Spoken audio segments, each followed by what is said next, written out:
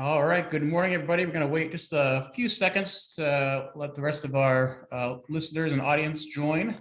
See, the numbers are climbing a little bit, so we'll come back in a few seconds. Stay tuned.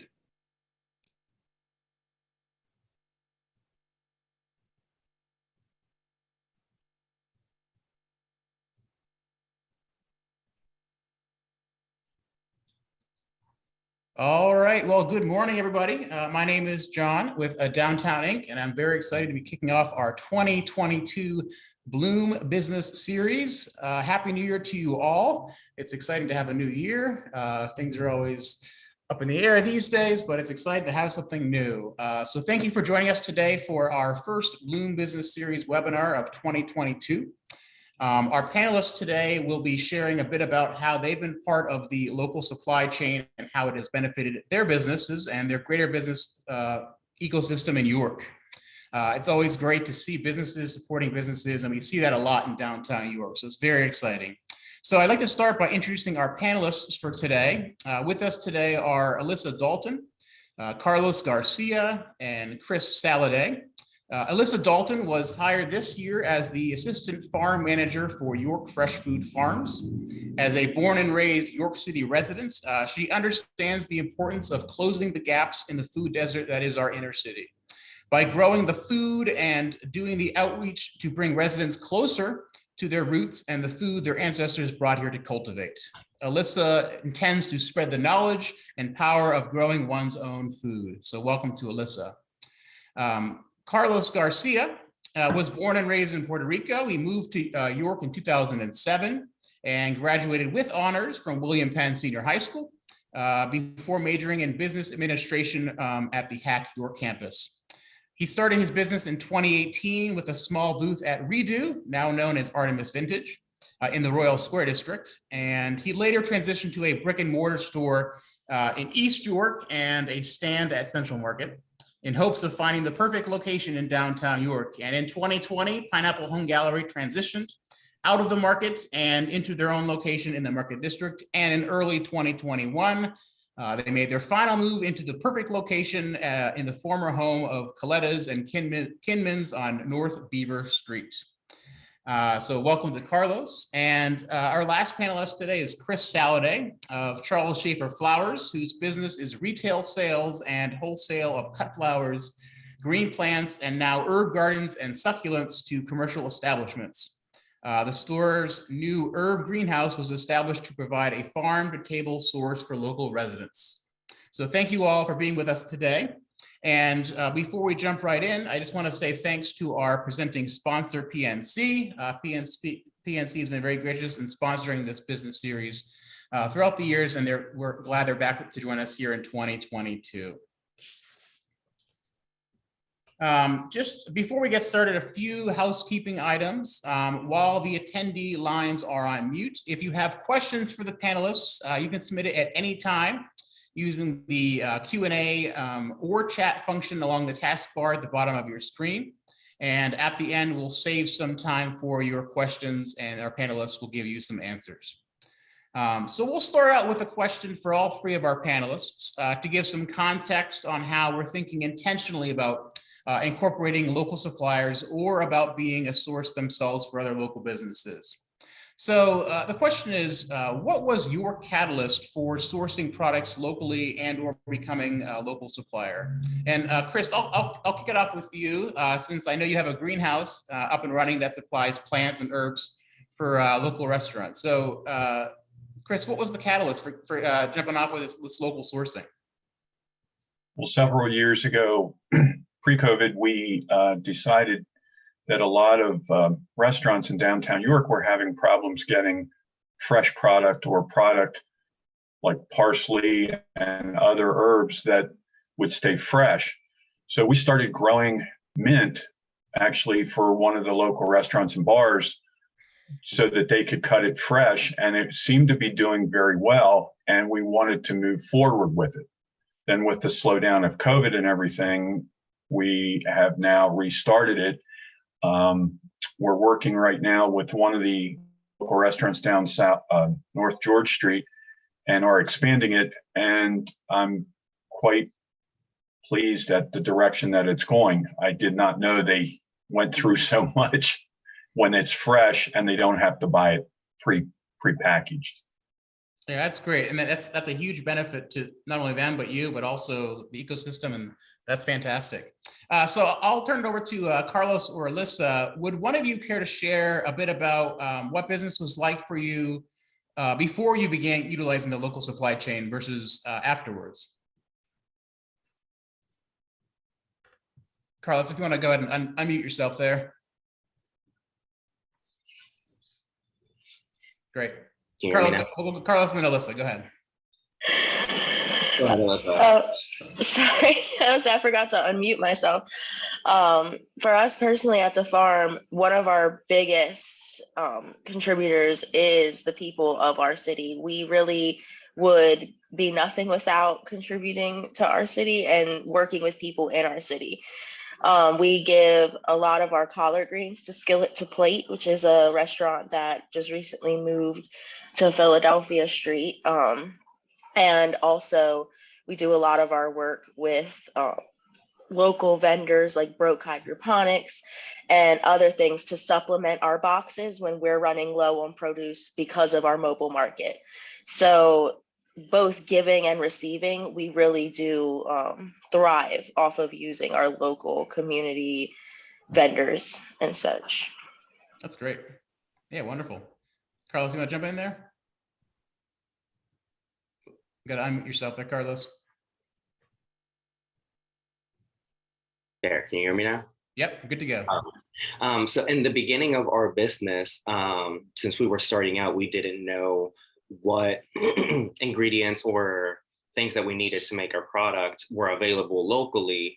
So obviously I would order from out of state. And then I started doing my research and I found that Lancaster had a big warehouse where I could get everything I needed from my wax, and the wax is sourced locally in Lancaster, my soy wax. And I have been supporting local chain supplies for the past 2 years because it's cost effective and it's the money staying local. It's staying in our county, even if it's in Lancaster, you know, it's right across the bridge. So I've always tried to get as much as I can. In my shop, a lot of the stuff is locally made by local artists. Great. Yeah, it's one thing I always appreciate about when I visit Pineapple Home Gallery is that it's not only your products, but it's also local artists and artisans. It's really exciting to see. So, Carlos, I'll keep going with you. Do you have any tips for starting points for businesses who want to start sourcing more of their goods locally? Like, where can they start? What's a good place to kick that off? Well, like we did, when we were starting out, we wanted our names out there, and we reached out to bigger businesses. Back then it was Coletta's when she was open. We pitched our candles to her and I said, hey, I see that you have candles, but they're a candle company from California. Why not support a local candle making business? And she got into an agreement with us and we started supplying her candles. And then thanks to her, a lot of people knew that we were the ones that made her candles. Even though we were like almost next door to her and we had our own candles, she always sent business our way because she knew we always had more variety than what she had at her shop. Yeah, that's wonderful. That's great to see. Yeah, you just got to put yourself out there. If you believe in your product and you know that what you make is something good that people will appreciate, just go out there and just, you know, give some free samples because that'll take you a long way. Great. Next question is for Alyssa. We've been seeing a lot about global supply chain issues in the news, including recent product shortages in grocery stores. I'm sure you've all seen photos of empty store shelves. What are some best practices you can recommend for preparing your business to work through and around these challenges, and maybe how you can adjust your habits at home as a consumer as well? Well, with produce, that's actually one of our key sellers is telling people, hey, I know that you've been having problems getting these things to your home and to your families, why don't you source from local farms? These are the people who are consistently growing, consistently producing, and they're always ready to sell you their farm fresh goodies. And it's way better for you than a lot of the big meat companies' meat. It's a lot better for you than a lot of the eggs that are bleached instead of having the nice little hard brown shells that are good for you, them thick dark yolks. But yeah, you're always trying to get people to realize that what they need is a lot closer than what they realize. We've depended on the supply chain way too much, and I think COVID was a big shock to everybody for that. They didn't realize how far away their spinach was coming from, and for no reason. We can grow spinach. We live in Pennsylvania.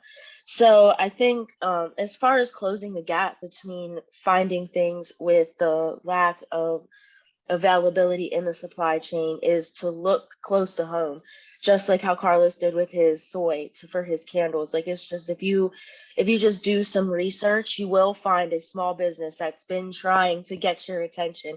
You will find somebody who is doing the work you need done around you.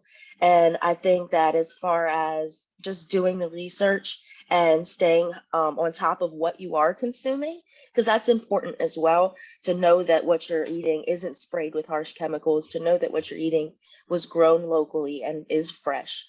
That's definitely a big key in closing that gap and getting what you need, because especially here in Pennsylvania, there's just a whole bunch of people who are so creative and so opportunistic that there is a small business that can fit your needs. So definitely that's what's got us through, just having small vendors, people who grow certain things in their backyard, reaching out to us. As long as it's prepped properly and you're getting some local fresh goodies, I think that that's the best thing you could do at home. Great. And let me ask you too, Alyssa, I know I've seen the York Fresh Food Farm trucks around where, if folks want to access your fresh produce, what's the best way to make that connection happen? Oh, we have a website, York. It's the York Fresh Square site. I can actually, we post it on our Facebook page, and we have a newsletter. But right now, we're actually in our second year of having a winter growing season. Now we've completely redone our high tunnels. We have a self-irrigation drip system, so we don't have to worry about freezing. So we definitely have plenty of greens. We have plenty of cilantro, like cilantro for days. And we have other brassicas like cauliflower and broccoli, and yeah, we have plenty of spinach too. But yeah, you can go on our Square site, just search York Fresh Food Farms, and our Square site should pop up, and you can order any of our winter share boxes. And we actually deliver because it's so cold. So we deliver every Friday. So ordering, it goes from Sunday night to Wednesday night. Great. Awesome. Cilantro for days. That's a great band name. Yes. Maybe we should locally source that idea too. So I'm going to bring Chris back in here.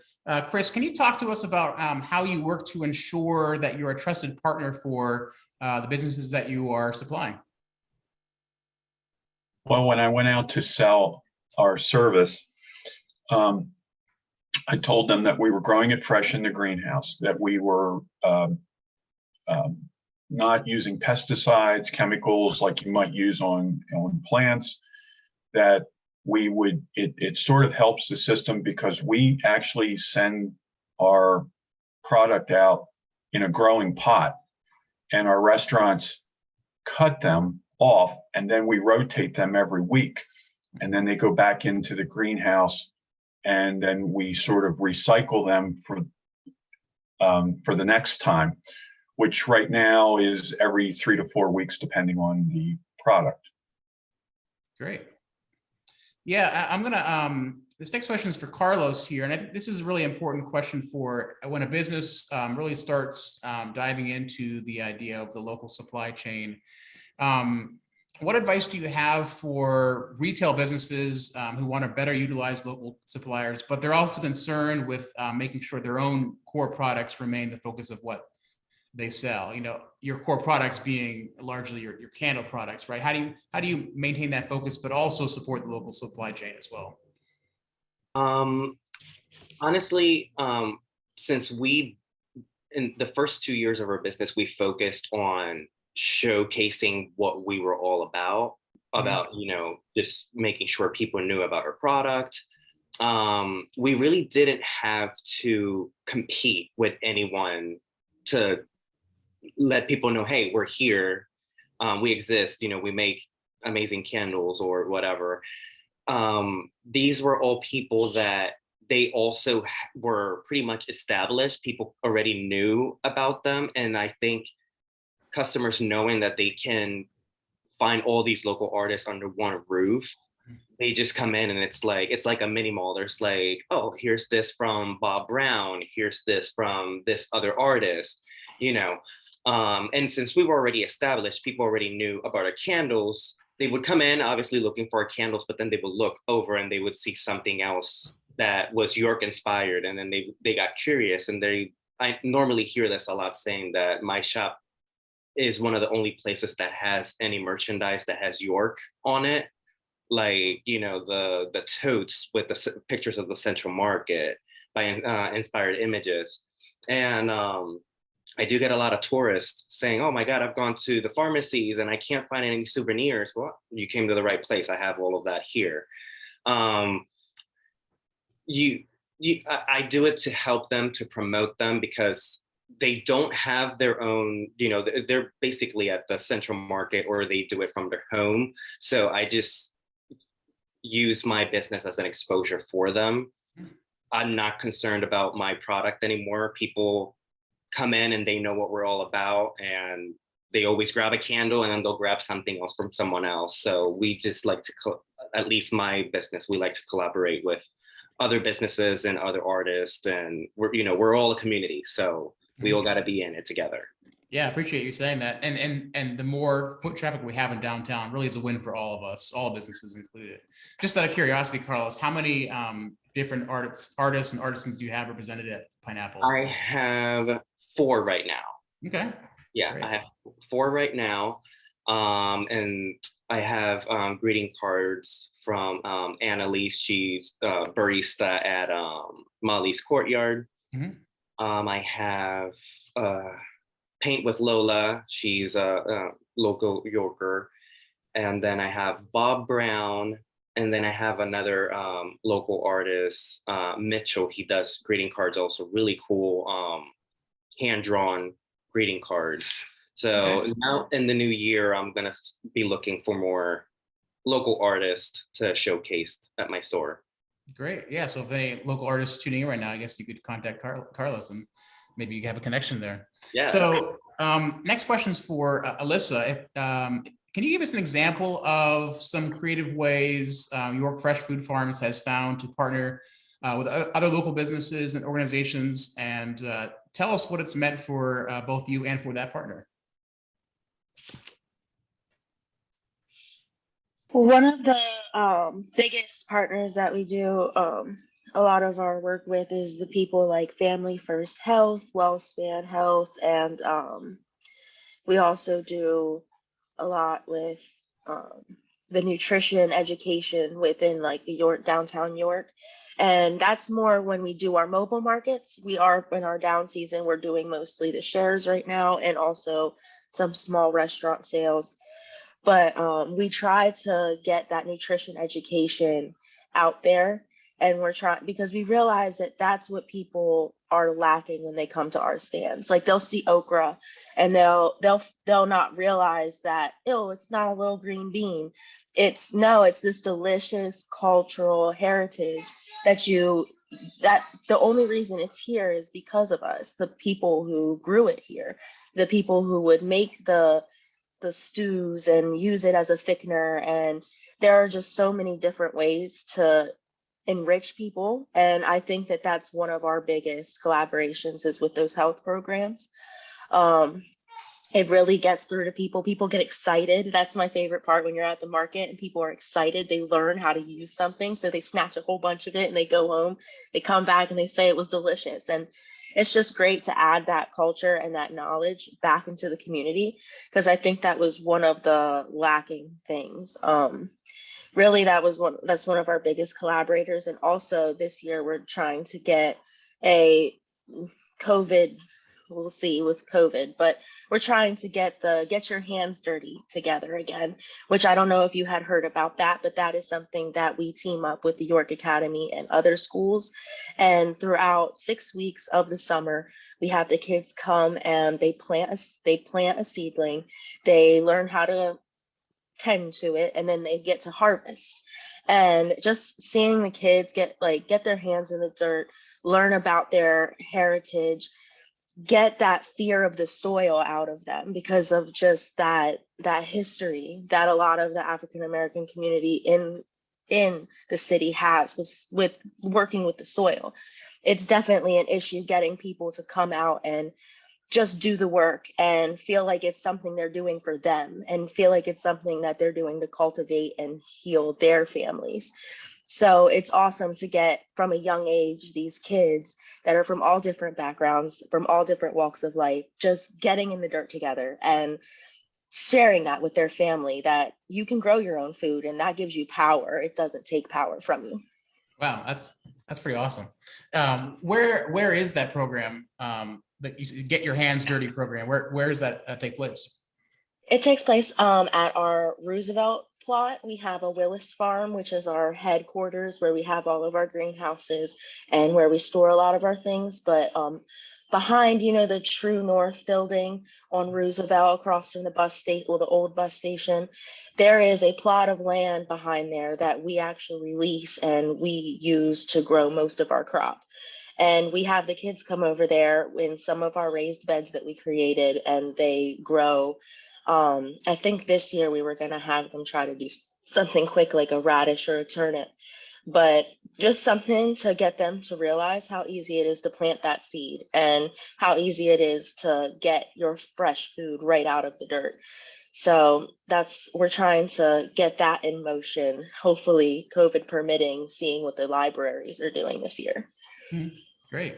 In my former life, I was a teacher, and once a week we'd always bring in fresh produce for the kids to sample. It was always like things that you wouldn't traditionally find. So I can remember when we had kumquat day. That was a big highlight, in discovering kumquats together. And of course, for middle school boys, it's always fun to say kumquat. So yeah, we had some fun on those days. So just a reminder to you all, if you have questions along the way, go ahead and submit those in the Q&A function at the bottom of your screen.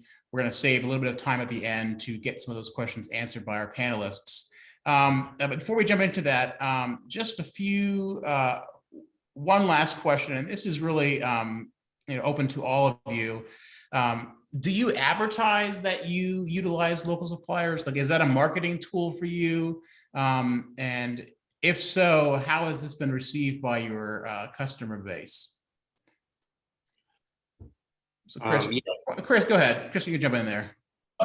We started with local farms as far as flowers, more so the last couple of years, and we promote it, and not only about the freshness but the variety, and also that you're supporting local growers, and it's come a long way. It really has. We do it through social media.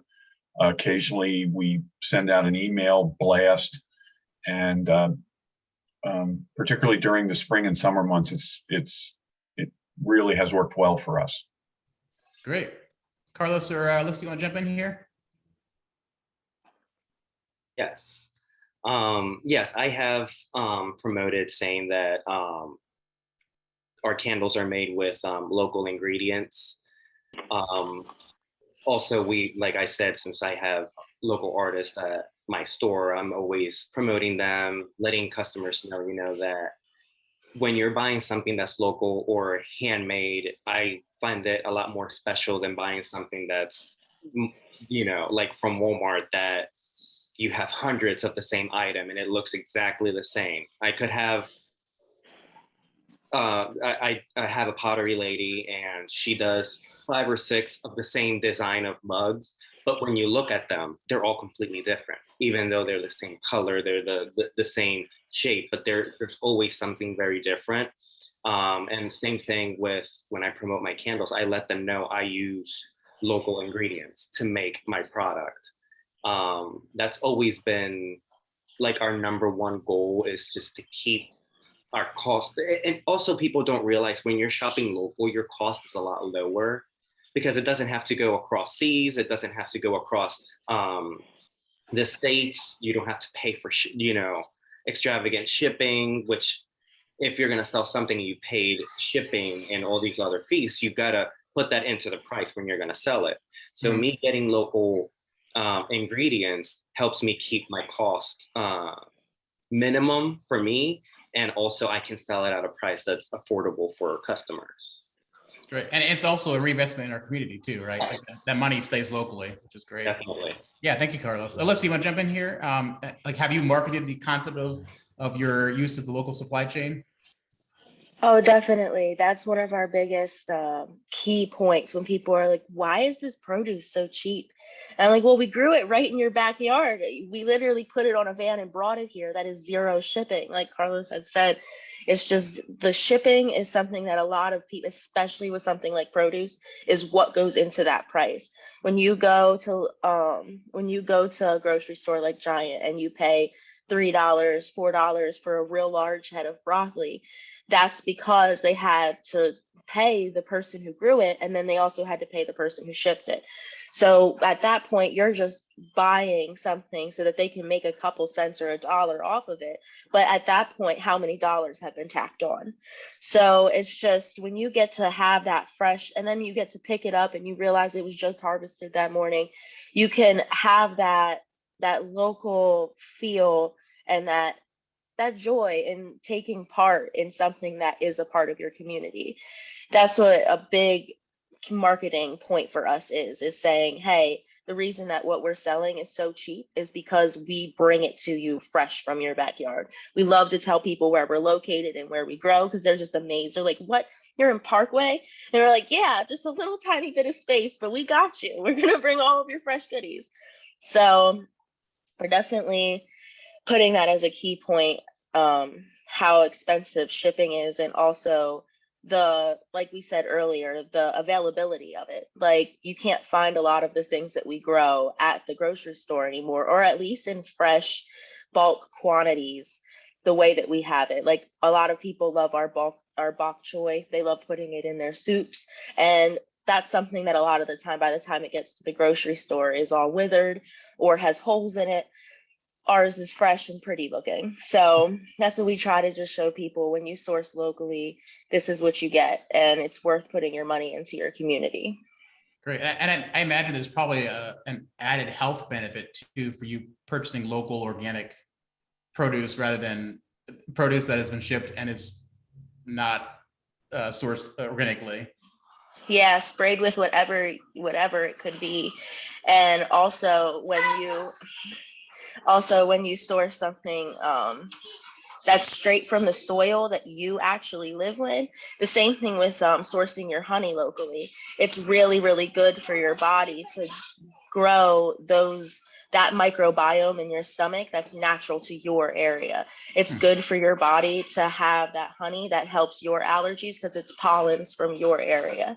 So when you source like honey and meat and our produce, that's all locally and sourced locally here in York County, then that just amplifies your body to naturally fight or be able to grow in the most natural way to your area.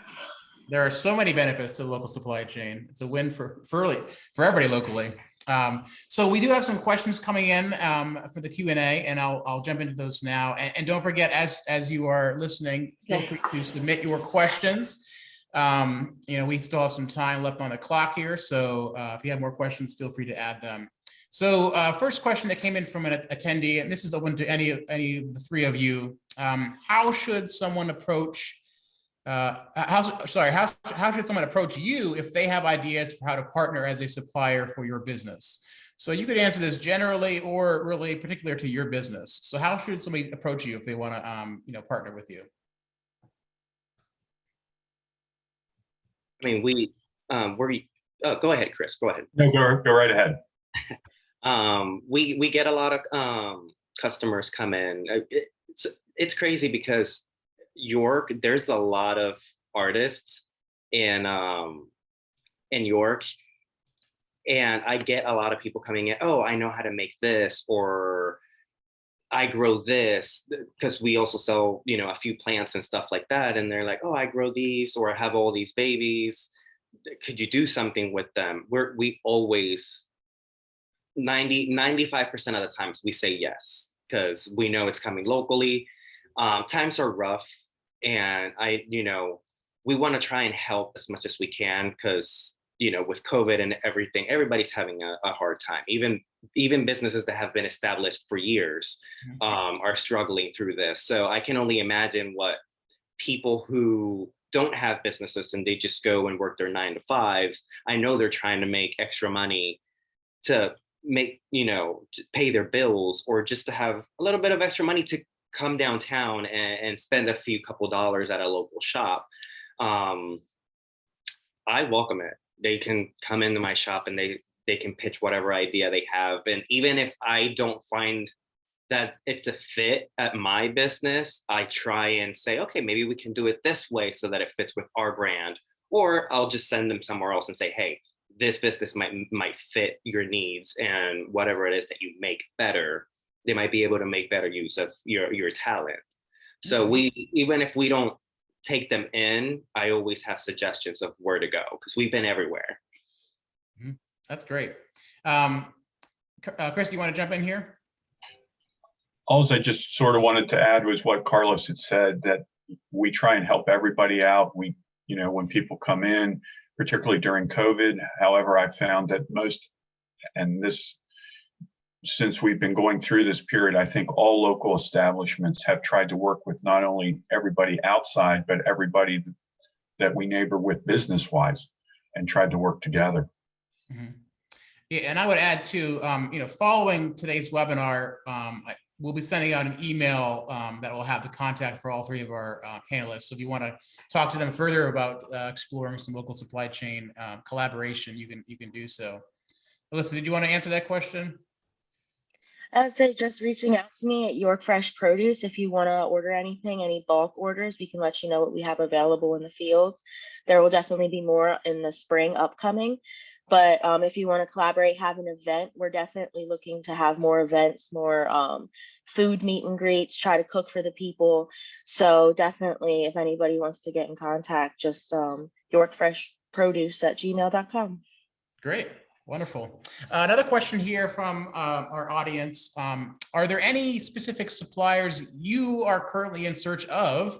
For example, like the soy Carlos mentioned he was seeking before. So this is a question for any of the 3 of you. Any particular suppliers you are currently searching for?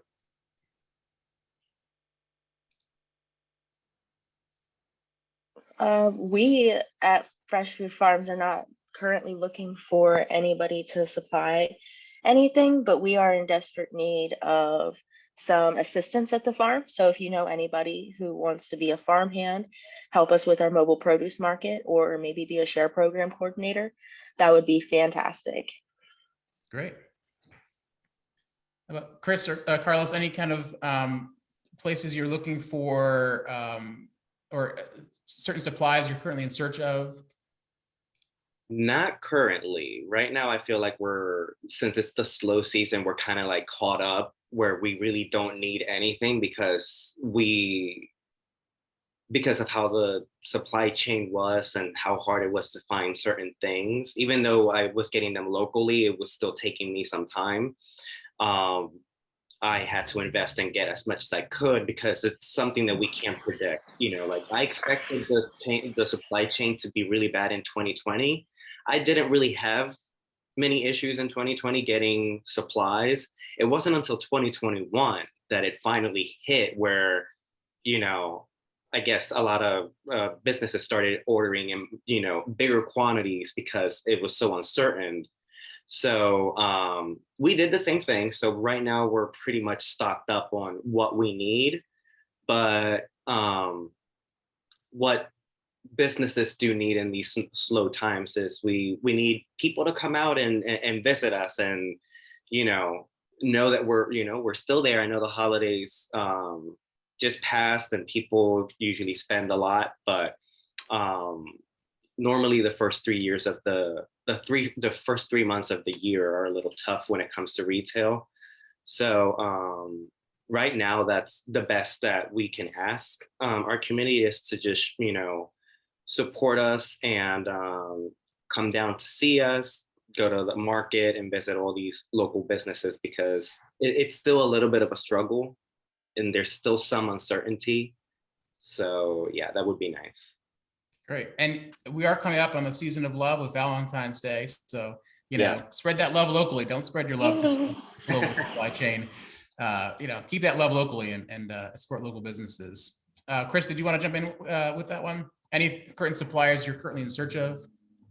I'm not in search of any suppliers, but I will add that Carlos is correct that you have to be more creative in buying your products and when you buy them, because you're not sure when the next time you're going to be able to get them back.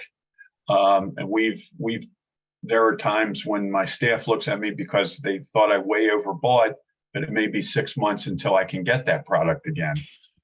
And it's an unfortunate thing for all of us, and it is a struggle. It really is. And I'm just hoping things get better with the supply chain of items. And Chris, this is just a question of curiosity on my own part. You mentioned that you supply mint to a downtown restaurant. Where Yes. can we enjoy this delicious mint cocktail? Well, we're starting with rockfish. Okay. And we were doing mint at the White Rose for mojitos in the summer. Okay. And we're going to start doing that again. We're actually growing those. We have several others that we're working with. And before I expand it, I want to make sure that I satisfy one customer before I take on multiples. Mm-hmm. It has been going good. They seem to be very receptive. And, but the other problem has been is the supply chain. At first is when I wanted to start this up post or during this period that I couldn't get some of the supplies. And we're just starting to get back up to speed. And Chris, Schaefer Flowers is downtown. Is the greenhouse also downtown, or do you have that elsewhere? Yes, it is. It is actually between. It is in downtown York. We own two buildings, and it's sort of between the two of them. It was put in years ago, and we did some renovations to make it able to do the herb sales, and it seems to be going pretty well. Great. Yeah, and Chris actually shared with me prior to us jumping on the call, Schaefer Flower has been around for 120 years. So it's really a testament to, being forward thinking and being creative and thinking of new ways to keep business going. So that's really exciting. The question just came in here for Chris, talking about the Bloom grant you received, the Downtown Inc. Bloom grant. Yes. Was that part of getting that greenhouse up and running? Yes. What we did was we reworked the greenhouse. We put new benching in so that you could have better air circulation. We used to have old benches that were flat, and the grant went for that.